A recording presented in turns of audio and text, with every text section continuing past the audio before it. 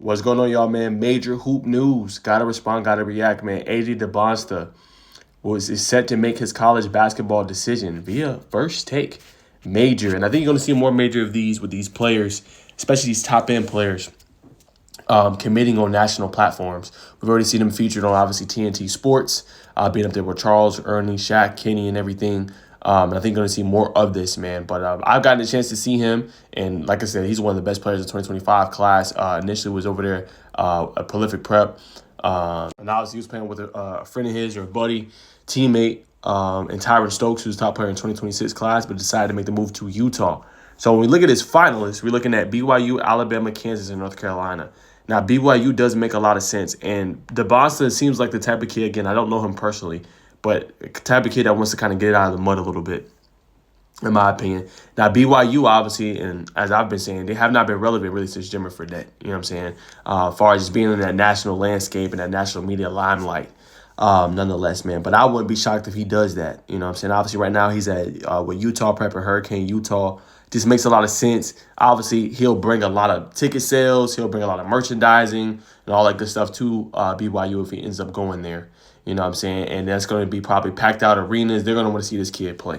But to me, what makes the most sense, I think, is between BYU and I think it's between Kansas. I feel like he fits Kansas offense so well, and they have not had a player like him in a while. Now, he can really play any position if we're being for real. He's 6'9", over 200 pounds, man, and this kid can play. He can guard multiple positions, right? I've seen him be a lockdown defender, guarding out in the perimeter. Like, you leave him out there in space, he can shut you down. He makes it tough for you to get to the lane. He reads ball screens well. Excellent communicator.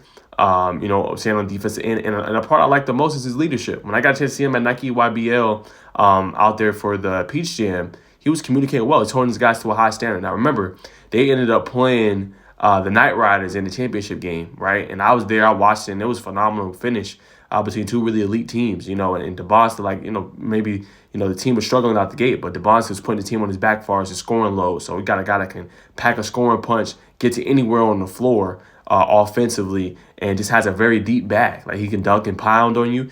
He can get past those little screens and shoot off the clip. He can shoot from three-point range at an efficient rate as well. He can shoot mid-range floaters.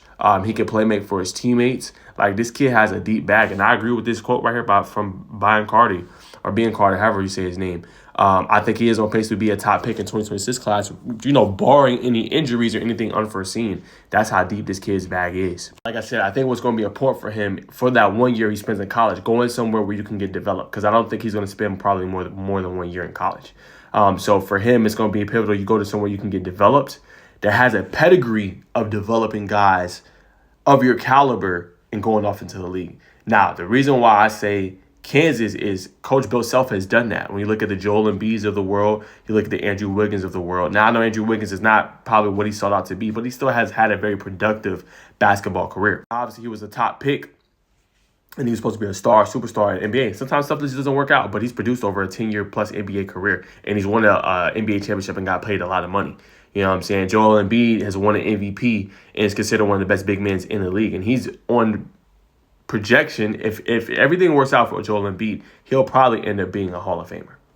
Just plain cut. Now, injuries have been a problem and things like that, but when he's healthy, we know what he can give.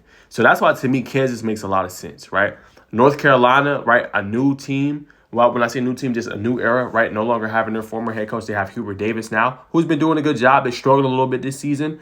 But what I like about this is that now they're not going to have the same guards going forward. They're probably not going to have R.J. Davis. But you're looking at elite guard play for North Carolina. Where's their biggest problem right now? The front court, right? And that's what he's going to be able to bring to the table, a star wing player besides guards. That's what he's going to be able to bring to them. So North Carolina makes a lot of sense as well. As far as BYU, he's going to be starting something new. You know what I'm saying? Because, like I said, they have not been relevant in years. You know what I'm saying? So that's going to also be really interesting. Now, when you look at Alabama and their Final Four finish, Nate Oates, I think, is one of them probably more underrated coaches in college basketball, what he's doing with that program and how he's recruiting at a very elite level and how he's bringing in guys and hitting the portal hard and bringing in need for certain positions with guys. So Nate Oates is an interesting pick here as well. But I feel like it comes down to Kansas and BYU. Now, I'm not a recruiting expert when it comes to hoops and basketball. I'm not. I'm working on that. You know what I'm saying? I'm not to the level that I am in football, but I do love covering and following the sport. So I will say this. That's what it feels like to me. You know what I'm saying? I don't have any inside sources on this one. I don't have any intel. That's just what it feels like to me of what he's going to end up choosing. You know what I'm saying? Humbly. But we're going to find out tomorrow. I will have the instant reaction to it. See if I was right or wrong, and see just about the fit in the program, what class he's coming along in with in 2025, and who's going to be some guys coming in with him. It's going to be very intriguing to see. But that's where I think he's going to land. Y'all comment below. Do y'all think Dybansta can be that next guy and be a top-end pick when we have this conversation again at the end of next year after the college basketball tournament and everything, the season is over? Can he be that guy? The same thing that we're having, the conversation that we're having right now, obviously with Cooper Flag. Can he be in that top conversation? We're going to come back and talk about this a year from now and see, nonetheless. But comment below, where does the #1 player in the country land? And do you like him announcing it on First Take, a national platform, as well? And how important will NIL be in his decision? Y'all let me know in the comments.